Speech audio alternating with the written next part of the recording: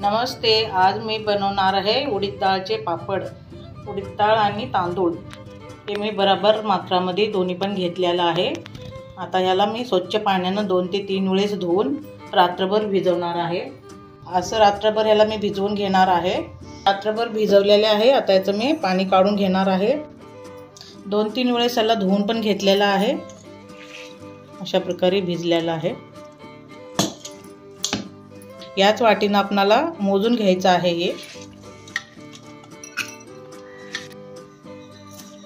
1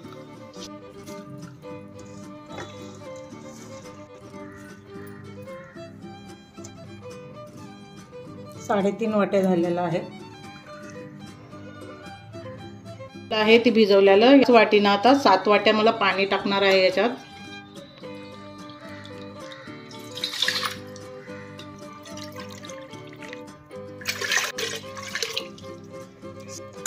complete 7 वाटे मी पाणी टाकलेलं आहे कुकर मध्ये। पण याच्यात टाकून घ्यायचं आहे।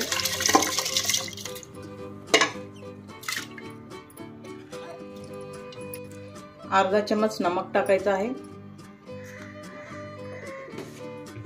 ढक्कन लावून ह्याला 5 ते 7 शिट्ट्या मारून घ्यायचं आहे।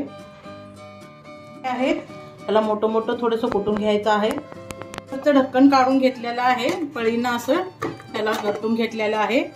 अशा प्रकारे झालेला आहे। आणखीन ह्याला चाळणीतून एक वेळेस मी घासून घेणार आहे घरटून। हे चाळणीमधून टाकून चम्मचने ह्याला गाळून घ्यायचं आहे।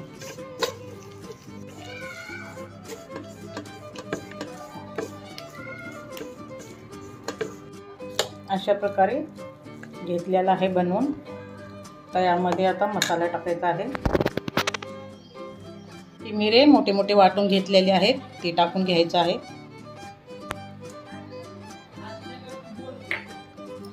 हे हिंग आहे, हिंग टाकून घ्यायचं आहे। व्यवस्थित त्याला मिक्स करून घ्यायचं आहे।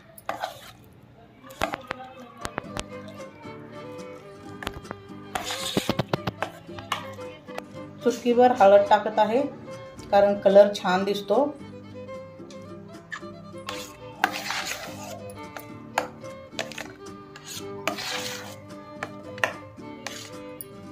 आता पापड बनवायला सुरू करूया।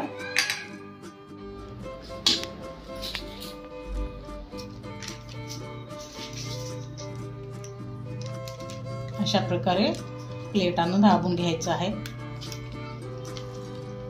हे बघा किती मस्त झाले।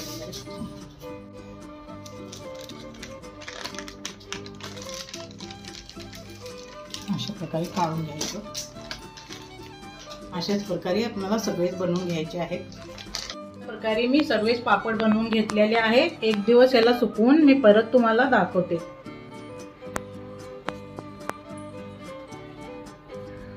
सुकवल्यानंतर माझे अशा प्रकारे पापड बनलेले आहेत।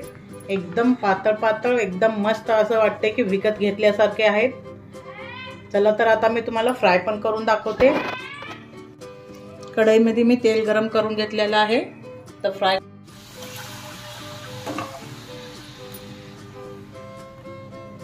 हे बघा किती मस्त झालेले आहेत। पण माझे तयार आहेत। अशा प्रकारे एक वेळेस तुम्ही नक्कीच करून पहा। आवडले असेल तर लाईक करा, शेअर करा, कमेंट करा।